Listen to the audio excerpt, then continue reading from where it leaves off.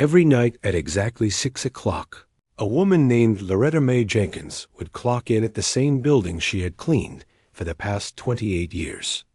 She would put on her blue uniform, grab her cart filled with cleaning supplies, and begin her long walk through the empty hallways of a fancy office building in downtown Memphis. Most people never noticed her. They walked past her like she was part of the furniture. Sometimes they would step over her mop without even saying "excuse me." Sometimes they would leave extra trash on their desks, knowing someone else would clean it up. That someone was always Loretta. She was 52 years old, with gray streaks running through her dark hair and hands that told the story of a lifetime of hard work. Her knees hurt when she climbed stairs. Her back ached after bending over toilets and sinks for hours. But she never complained. Not once. Because Loretta had learned a long time ago that complaining never changed anything. She was born in a tiny town in Mississippi that most maps forgot to include. Her family lived in a small wooden house with a leaky roof and floors that creaked with every step. Her father worked in the cotton fields until his body gave out. Her mother took in laundry for white families across town, washing their clothes by hand until her fingers cracked and bled. They were poor in the way that poor means. You sometimes go to bed hungry. Poor in the way that means wearing the same dress to church every Sunday because it is the only one you own. Poor in the way that means dreams are a luxury you cannot afford. But there was one thing in that little house that made everything bearable. In the corner of their tiny living room sat an old upright piano. It was missing 3 keys, and the wood was chipped and faded. Loretta's grandmother had gotten it from a church that caught fire one summer. The pastor said it was ruined, but her grandmother saw something else. She saw a possibility. Loretta was 7 years old the first time she touched those keys. Something happened in that moment that she could never quite explain. It was like the music had been living inside her all along, just waiting for a way to come out.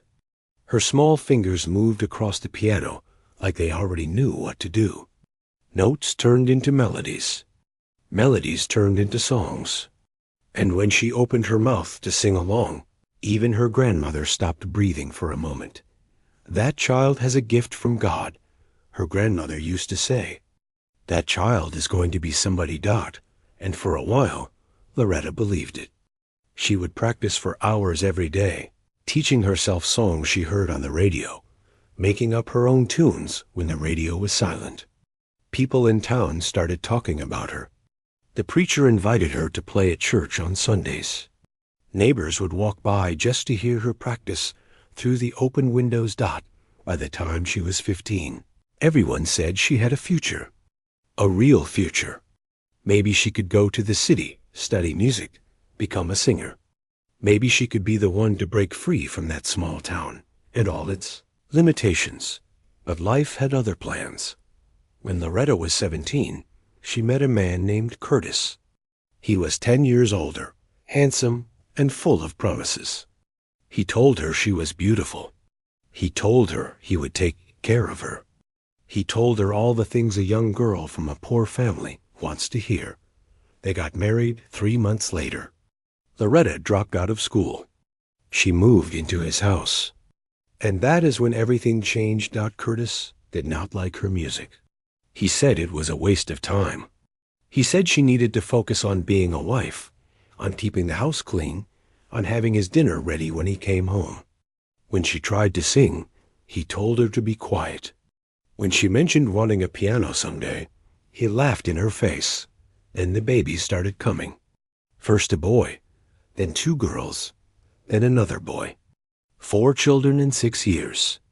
Loretta loved them more than anything in the world, but with each child, she felt another piece of herself disappear. Her dreams got smaller and smaller until they barely existed at all. Curtis got meaner as the years went on. He drank too much. He yelled too loud. He made her feel like she was nothing. She stayed because she thought she had no choice. She stayed because she was afraid. She stayed because she did not know what else to do. Finally, when she was 31 years old and her youngest child was starting school, Loretta found the courage to leave. She packed whatever she could carry, took her 4 children, and walked out of that house in the middle of the night. She had no money, no job, and no place to go. But she was free. A cousin in Memphis let her stay for a few months while she got back on her feet. She found work as a cleaning lady at a hotel, then at an office building, then at another office building. The pay was not much, but it was honest work, and it kept food on the table. Years passed. Her children grew up. Her son joined the army. Her daughters went to college on scholarships, the first in their family to ever do so. Her youngest boy became a mechanic with his own shop.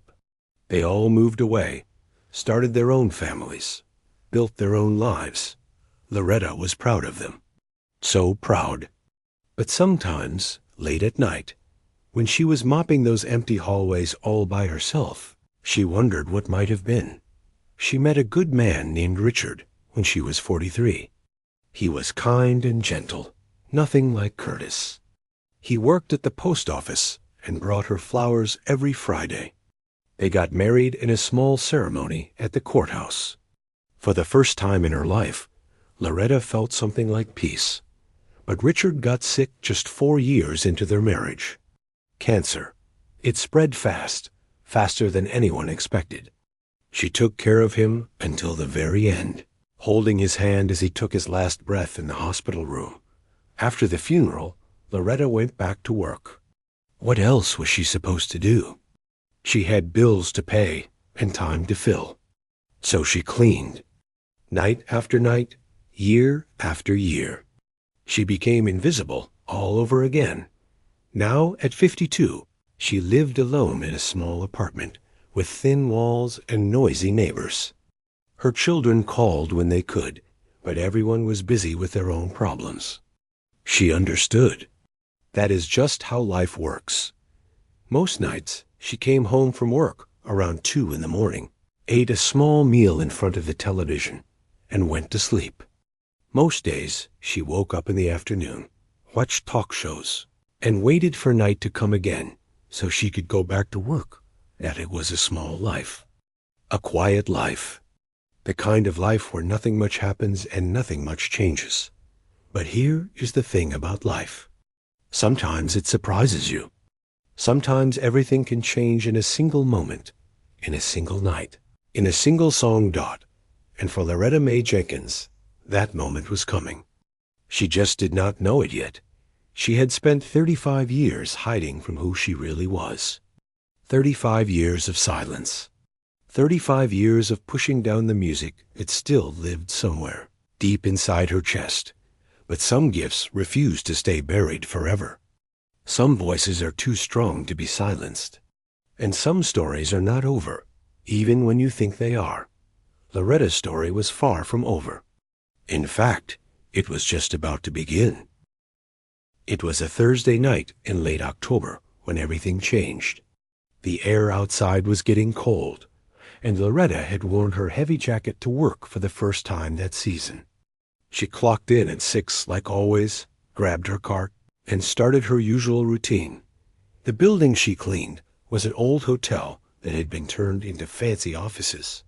It had high ceilings, marble floors, and chandeliers that sparkled like diamonds. During the day, important people in expensive suits walked through those halls making deals and talking about money. But at night, when Loretta arrived, the building was quiet as a church. She liked the quiet. It gave her time to think. Sometimes she would hum to herself as she worked, old songs from her childhood that she could never quite forget. But she always hummed softly, almost under her breath, like she was afraid someone might hear her. That Thursday started like any other. She cleaned the bathrooms on the first floor. She emptied the trash cans in the lobby. She vacuumed the long carpeted hallways on the second floor. Then she made her way up to the third floor, where the big event space was located.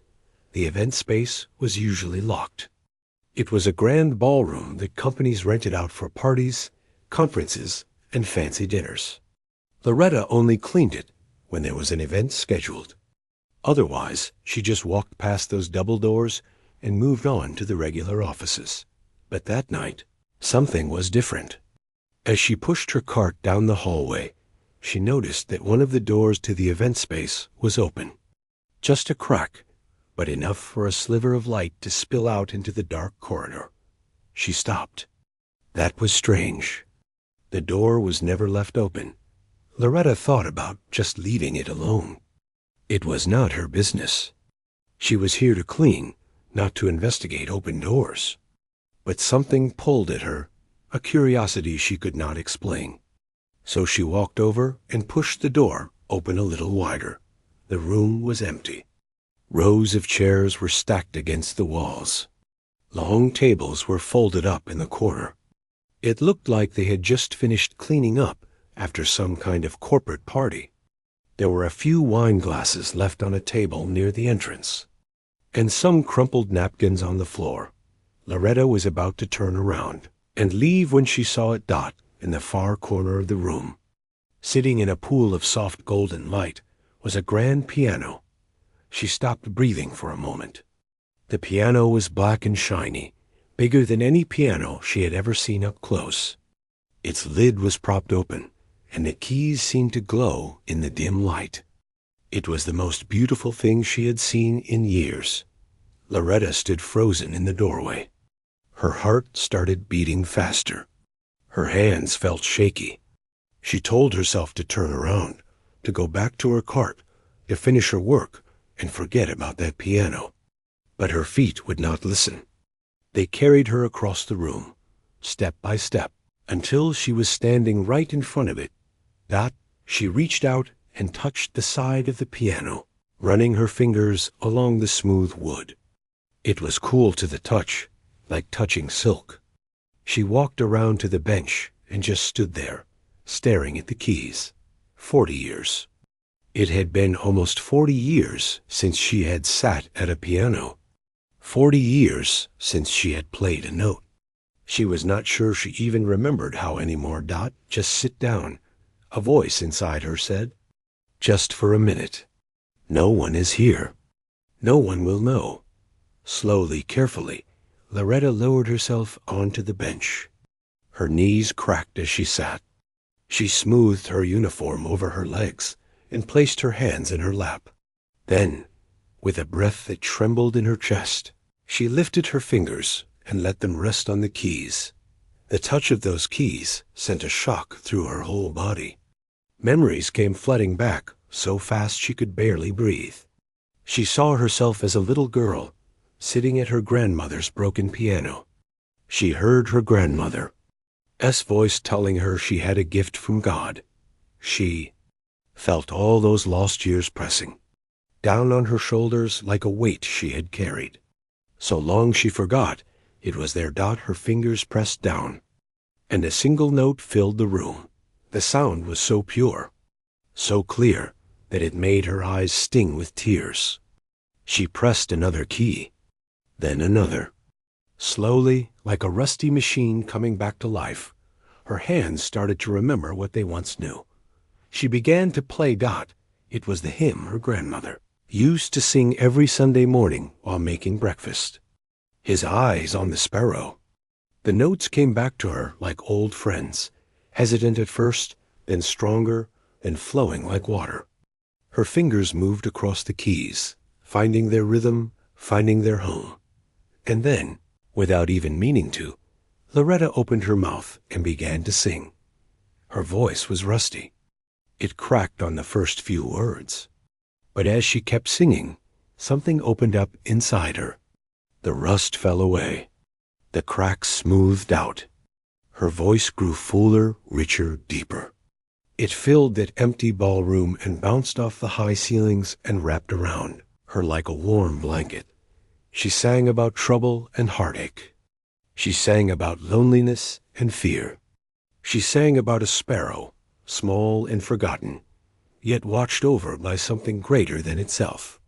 And as she sang, tears rolled down her cheeks, But she did not stop. She could not stop. For the first time in 40 years, Loretta Mae Jenkins was herself again. Not the cleaning lady, not the invisible woman, not the widow who lived alone and spoke to no one. She was the girl with the gift, the one her grandmother said would be somebody, the one who had gotten lost somewhere along the way, but was still there, buried deep inside, waiting to be found. The song ended. The last note hung in the air like a prayer.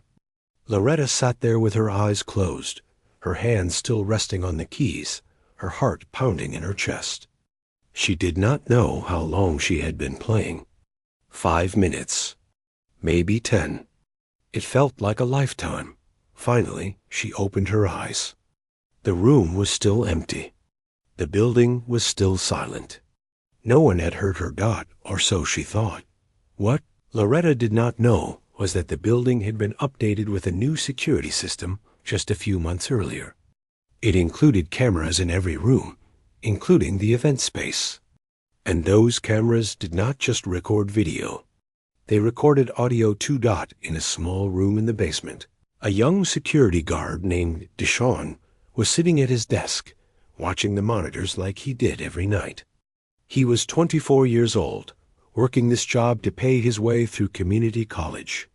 Most nights, nothing happened. He just sat there, scrolling through his phone, waiting for his shift to end. But that night, something made him look up at the screen, showing the third-floor event space. He saw a woman in a cleaning uniform sitting at the piano. He almost looked away. But then she started to play. He put down his phone. He leaned closer to the screen. He put on his headphones so he could hear better. And when she started to sing, something happened to him that he did not expect. His eyes filled with tears. His throat got tight. He felt a shiver run down his spine. He had never heard anything so beautiful, so real, so full of feeling. He sat there, completely still, and listened to every single note. When the song ended, he realized he had been holding his breath. He wiped his eyes with the back of his hand and stared at the screen as the cleaning lady got up, smoothed her uniform, and walked out of the room like nothing had happened. Deshawn saved the recording. He did not know why exactly. He just knew that what he had just witnessed was something special, something the world needed to see. He had no idea what he was about to set in motion. Neither did Loretta. That night, she finished her shift, clocked out, and went home. She ate her small meal, watched a little television, and went to bed. She did not tell anyone what had happened. She figured it was just a moment, just a memory, just a goodbye to a part of herself that no longer existed. She was wrong. That moment was about to change her entire life. Deshawn could not stop thinking about that video. For 3 days, he watched it over and over again on his phone during his breaks. Every time he pressed play, he felt the same thing. That tightness in his chest, that sting in his eyes, that feeling like he was witnessing something sacred. He showed it to his mother. She cried before the first verse was even finished. He showed it to his girlfriend. She made him play it twice and asked who that woman was. He told her he had no idea. Just a cleaning lady at his job. Just someone who probably had no clue how incredible she was. For 3 days, Deshawn wrestled with what to do. He knew he probably should not share the video. It was security footage. It was private. The woman had no idea she was being recorded. But something kept nagging at him, a feeling he could not shake. The world needed to hear this voice. The world needed to know this woman existed. On the 4th day, he made a decision. He cut the video down to 3 minutes, just the best part where she was singing. He uploaded it to his social media account with a simple caption. "The cleaning lady at my job just broke my whole heart. The world needs to hear this woman." Then he put his phone in his pocket and went back to work. By the time his shift ended 8 hours later, the video had 10,000 views.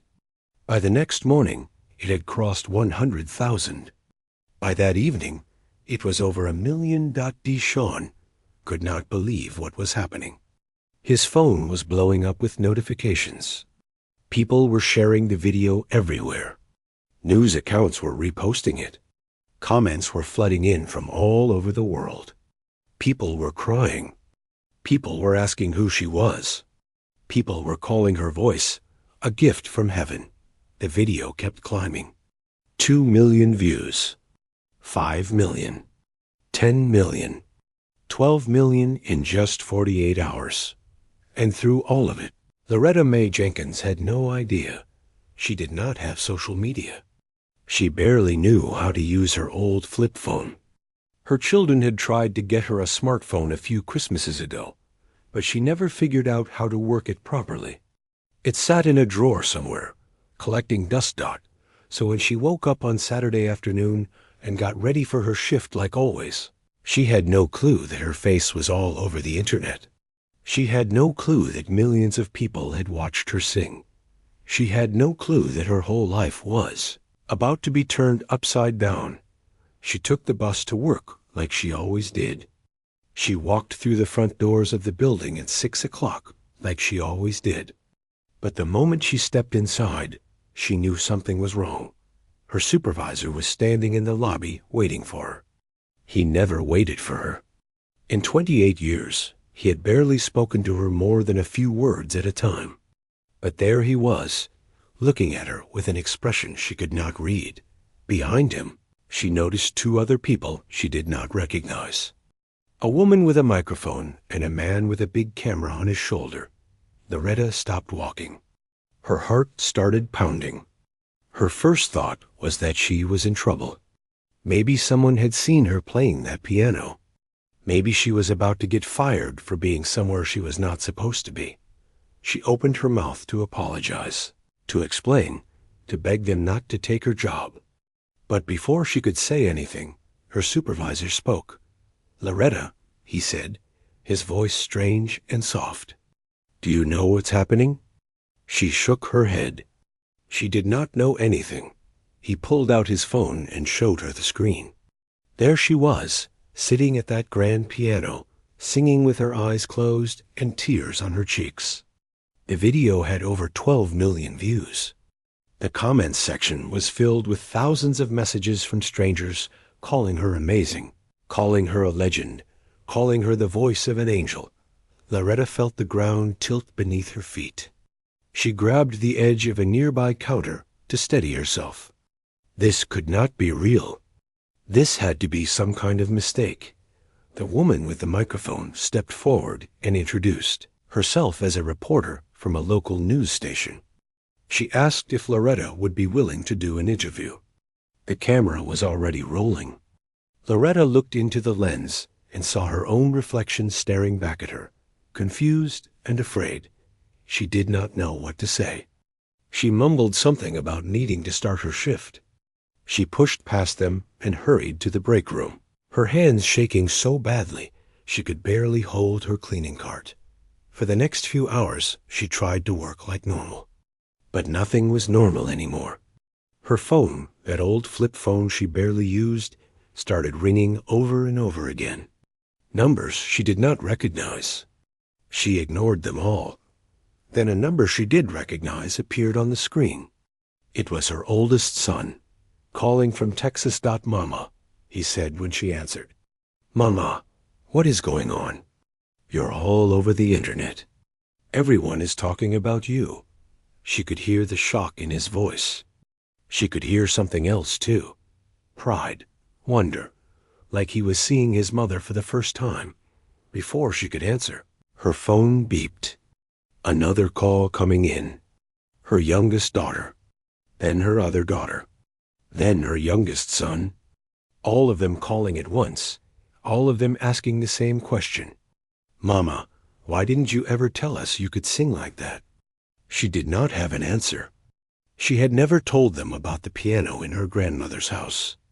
She had never told them about the gift everyone said she had. She had buried that part of herself so deep that even her own children did not know it existed. That night, She could not finish her shift.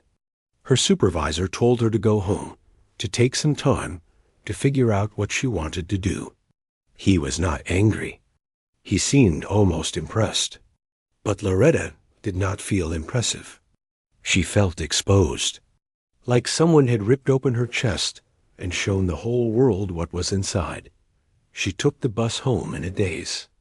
When she got to her apartment, there was a news van parked outside her building. She slipped in through the back entrance and locked her door behind her. Her phone kept ringing. She turned it off and sat in the dark, trying to breathe. This was not supposed to happen. She had spent her whole life staying invisible, staying quiet, staying out of the way. She had convinced herself that the music was gone, that the gift had dried up, that she was just a cleaning lady and nothing more. But now the whole world knew the truth, and she had no idea what to do with that. Over the next few days, things only got crazier. More reporters came looking for her. Her story spread from local news to national news. A famous gospel singer shared the video and wrote that Loretta's voice was a national treasure. Record labels started calling her children, trying to get in touch with her. Talk shows sent invitations. A movie producer left a message saying he wanted to tell her story. Loretta did not answer any of them. She called in sick to work. She closed her curtains and stayed inside. She felt like an animal being hunted, like the whole world was trying to pull her out of hiding, and she was not ready to be found. Her children kept calling. They were excited. They wanted her to do the interviews, take the meetings, grab this opportunity with both hands. But they did not understand. They did not know how terrifying it was to be seen after a lifetime of being invisible. For a week, Loretta hid. She watched the view count climb higher and higher. She read some of the comments, strangers saying her voice made them cry, saying she reminded them of their own mothers and grandmothers, saying she had touched something deep inside them. Part of her felt something she had not felt in a very long time. A warmth in her chest. A flicker of something that might have been hope. But the fear was stronger. The fear of failing. The fear of being laughed at. The fear of stepping into the light and finding out she did not belong there. Loretta Mae Jenkins was at a crossroads, and she had no idea which way to go. 2 weeks passed, and Loretta barely left her apartment. She kept the curtains closed. She only went outside to buy groceries, and even then she wore a hat pulled low over her face and walked with her head down. She felt like everyone was staring at her, even though most people probably had no idea who she was. The calls kept coming. Record labels, television producers, magazine writers. They all wanted a piece of her, and she did not understand why. She was just an old cleaning lady who sang a song one night when she thought no one was watching. She was nobody special. Her children did not agree. They called her every day, sometimes twice a day, begging her to at least think about the opportunities that were coming her way. Her oldest son said this was her chance to finally live the life she deserved. Her middle daughter said she was proud of her and wanted to see her shine. Her youngest son said he had watched the video 100 times and cried every single time, but Loretta could not hear them. Not really. Every time they talked about her future, all she could think about was her past. All the years she had wasted. All the dreams she had let die. All the times she had told herself she was not good enough, not talented enough, not worthy enough to want something more. The fear had wrapped itself around her like chains, and she did not know how to break free. Then one evening, there was a knock at her door. Loretta was not expecting anyone. She thought about not answering, but the knock came again, louder this time, and then she heard a voice she would recognize anywhere. Mama, open the door. It's me. It was her youngest daughter, the one everyone called baby girl, even though she was 32 years old now. She lived in Atlanta, 6 hours away. She had not said anything about coming to visit.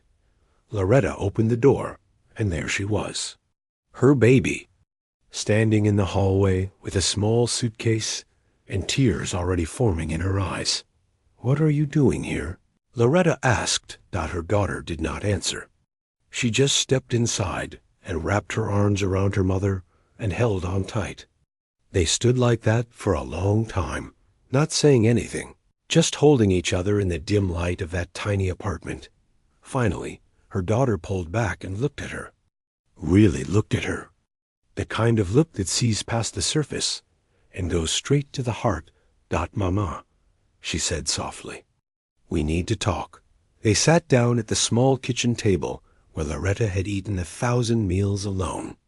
Her daughter made tea, moving around the kitchen like she had never left home. When the cups were full and steaming, she sat across from her mother and took her hands. "I watched that video," she said. "I must have watched it 50 times. And you know what I kept thinking? I kept thinking, who is that woman? Because that woman up there singing, that was not the mama I know.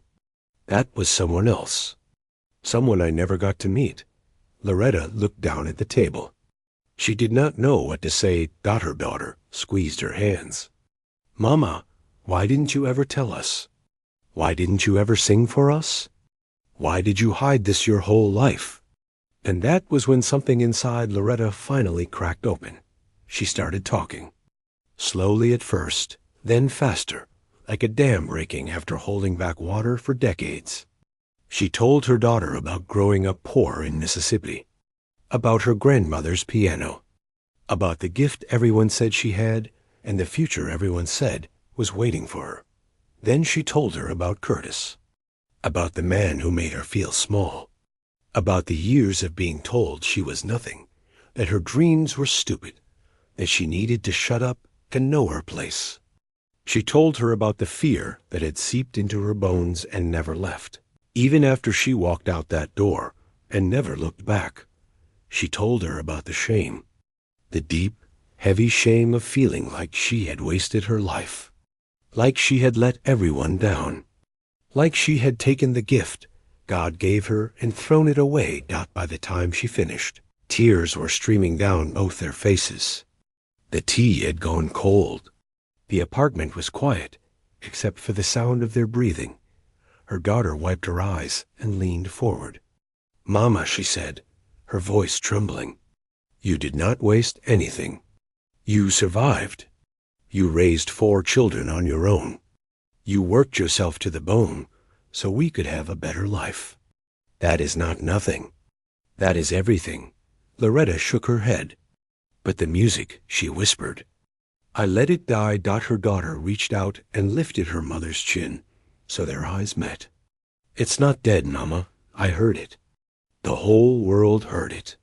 That voice is still inside you. It never left." Loretta wanted to believe her. She wanted to so badly it hurt. But the fear was still there, whispering in her ear like it always did. "You're too old. It's too late. You'll make a fool of yourself. Just stay invisible. It's safer that way." Her daughter seemed to know exactly what she was thinking. She stood up and walked over to the window. She pulled open the curtains and let the evening light spill into the room. "Mama," she said, looking out at the city below, "I used to wonder why you never talked about your past, why you never sang around the house, why you always seemed like you were holding something back. Now I know, and it breaks my heart." She turned around. "But here's what I also know. You are 52 years old. You could have 30, 40 more years ahead of you. Are you going to spend all of them hiding? Are you going to let that man who hurt you win, even now, even after all this time?" Those words hit Loretta like a punch to the chest. She had never thought about it that way. She had spent so long running from the past that she never realized she was still letting it control her. Curtis was long gone. He had died years ago, alone and forgotten. But his voice was still in her head, still telling her she was worthless. And she had believed him. For 35 years, she had believed him. Her daughter came back to the table and knelt beside her. "Mama," she said gently, "it's not too late. It was never too late. You just have to decide that you're done hiding. You have to decide that your voice matters. Because it does. It matters to me. It matters to your grandchildren. It matters to all those millions of people who cried when they heard you sing." Loretta closed her eyes. She thought about her grandmother, who had believed in her when no one else did. She thought about Richard, her sweet husband, who had always said she had a light inside her.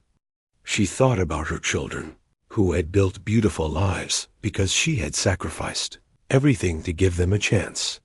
And she thought about that night in the ballroom, the way the music had felt coming out of her, the way her voice had filled that empty room, the way for just a few minutes she had felt like herself again. Maybe her daughter was right. Maybe it was not too late. She opened her eyes and looked at her baby girl, this strong, beautiful woman she had raised. For the first time in weeks, she felt something other than fear. She felt a tiny spark of courage. "Okay," Loretta whispered. Her voice was shaky, but her eyes were clear. "Okay, I'll try." Her daughter smiled through her tears and hugged her tight. "That's all I needed to hear, Mama. That's all any of us needed to hear." That night, they stayed up late talking, making plans, dreaming out loud for the first time in Loretta's life. Her daughter helped her return some of the calls, the ones that seemed genuine, the ones that felt right by the time the sun came up. Something had shifted. The chains around Loretta's heart had started to loosen. The fear was still there, but it was quieter now. And beside it, growing stronger by the minute, was something she had almost forgotten existed: hope. 6 months later, Loretta Mae Jenkins stood backstage at the Grand Ole Opry in Nashville, Tennessee. Her hands were trembling. Her heart was beating so fast she could feel it in her throat. She was wearing a deep purple dress that her daughters had helped her pick out, and her gray hair was styled in soft curls around her face. She was 53 years old, and she was about to perform on a real stage for the first time in her entire life. The past 6 months had been a whirlwind. After that long night of talking with her daughter, Loretta had finally started saying yes. Yes to the interviews. Yes to the meetings. Yes to the people who wanted to help her share her gift with the world. A small gospel record label had signed her. They did not promise her fame or fortune. They just said they believed in her voice and wanted to help her make an album. That was enough for Loretta. She did not need to be a superstar. She just needed someone to believe in her. She had spent months in the recording studio, learning how to sing into a microphone, how to listen to playback, how to trust her own voice. It was hard at first. She kept apologizing for small mistakes. She kept saying she was not good enough. But the producers were patient. They told her to stop thinking so much. They told her to just sing the way she had sung that night in the ballroom, like no one was watching. Slowly, she learned to let go. Slowly, she learned to trust herself. The album came out 3 weeks before her Opry performance. It was called The Sparrow Sings, named after the hymn that had started everything. It was not a huge commercial success, but it did not need to be. The people who heard it loved it. They said her voice sounded like coming home. They said her songs made them feel less alone. And now here she was, standing in the wings of the most famous stage in country and gospel music, waiting to walk out in front of a sold-out crowd. She peeked through the curtain and felt her knees go weak. There were so many people out there, thousands of faces, all waiting to see her. The cleaning lady who went viral, the woman with the voice that made strangers cry. For a moment, the old fear came rushing back. What was she doing here? She did not belong on this stage. She was nobody. She was nothing. She should turn around and run before she embarrassed herself in front of the whole world. But then she felt a hand on her shoulder. She turned around and saw her youngest daughter standing there, smiling at her with tears in her eyes. "You got this, Mama," she said. "We're all here. We're all with you." Loretta looked past her and saw her other children gathered in a little circle. Her oldest son, tall and strong in his army uniform. Her two daughters, holding hands like they used to when they were little girls. Her youngest son, grinning at her with that same goofy smile he had as a baby. And beside them, her grandchildren. 5 of them now, ranging from teenagers to toddlers, all looking at her like she was the most amazing person they had ever seen. Her family. The reason she had survived. The reason she had kept going all those years when giving up would have been so much easier. She thought about her grandmother, who had seen something special in her before anyone else did. She thought about Richard, who had loved her gently and completely until the very end. She thought about all the nights she had spent mopping floors and scrubbing toilets, invisible to the world, carrying a song inside her that no one knew existed. And she thought about that broken piano in the corner of her grandmother's living room, the one with the missing keys and the chipped wood, the one that had first shown her who she really was. "You were right, Grandma," she whispered under her breath. "You were right all along." A stagehand appeared beside her. "2 minutes," he said. "Are you ready?" Loretta took a deep breath. She smoothed her dress. She stood up straight. "I'm ready," she said. And for the first time, she actually believed it. The announcer's voice boomed through the speakers. "Ladies and gentlemen, please welcome to the Grand Ole Opry stage a woman whose voice has touched millions of hearts around the world. Making her debut performance tonight, Miss Loretta Mae Jenkins." The crowd erupted in applause. The sound was so loud it seemed to shake the walls. Loretta closed her eyes for just a second, letting it wash over her. Then she opened them, lifted her chin, and walked out onto that stage. The lights were blinding at first. She could not see the audience, just a sea of shadows beyond the glare. But she could hear them, cheering for her, clapping for her, waiting for her. She walked to the grand piano that sat center stage. It was even more beautiful than the one in the ballroom, black and shining under the spotlight. She sat down on the bench and adjusted the microphone. Her hands were still shaking, but she did not try to hide it anymore. She leaned into the microphone and spoke, her voice soft but steady. "I want to thank y'all for being here tonight," she said. 6 months ago, I was a cleaning lady. I had been invisible my whole life. I thought my story was over, but God had other plans. She paused and looked out at the crowd. Somewhere in the front row, she could see her children, their faces shining with pride. "This song is the one that started everything," she continued. "My grandmother used to sing it to me when I was just a little girl in Mississippi. She told me I had a gift. She told me I was going to be somebody. It took me 53 years to believe her. But I'm here now, and I'm not hiding anymore." She turned to the piano and placed her fingers on the keys. The room went completely silent. You could have heard a pin drop, and then Loretta began to play. The first notes of "His Eye is on the Sparrow" filled the auditorium. They floated up to the rafters and settled over the crowd like a gentle rain. And when Loretta opened her mouth and began to sing, something magical happened. Every person in that room felt it. A warmth spreading through their chests, a tightness in their throats, a feeling like they were witnessing something sacred, something they would never forget. Her voice was not perfect. It cracked in a few places. It trembled with emotion. But that was what made it beautiful. It was real. It was raw. It was the voice of a woman who had suffered and survived, who had been broken and put herself back together, who had been silent for 40 years and was finally singing again. By the time she reached the chorus, half the audience was in tears.